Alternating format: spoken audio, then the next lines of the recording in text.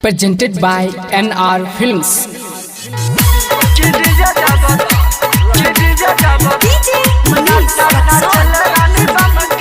Star Digital Recording Studio, ᴏᴜsɪ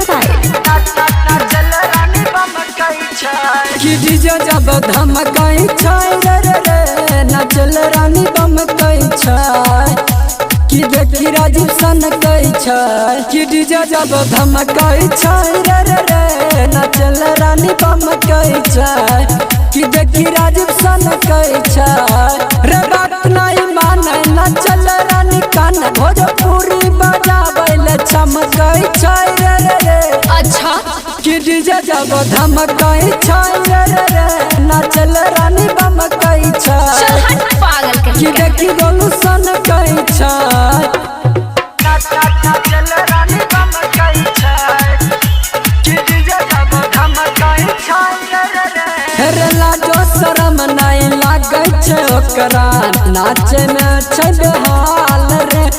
नाचत नाचत भए गेलै रे गाल दुनू लाल रे लाजो शरम नहीं लागै छै ओकरा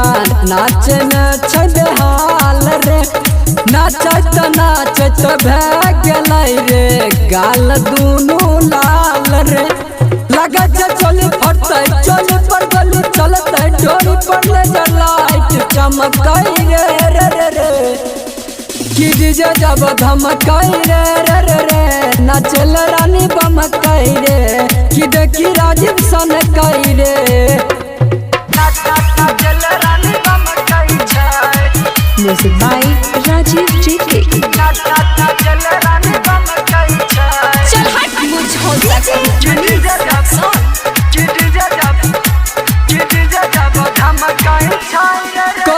जितेंद्र सुन रे भैया हो जैतो जुलूम रे राजीव राज के मन नहीं लागे करवाई देत भरपूर रे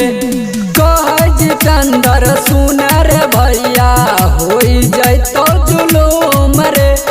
राजीव राज के मन नहीं लागे करवाई देत भरपूर रे एकर गाल छै गुलाबी हाँ चाल मतवाली कि देखी बूढ़ो के मन सन कई छाय रे रे रे कि डीजे जब धमकाई छाय रे रे रे नचल रानी बमकाई छाय कि देखी ᴜᴜsᴜ कई छाय Star Digital Recording Studio, ᴜᴜsɪ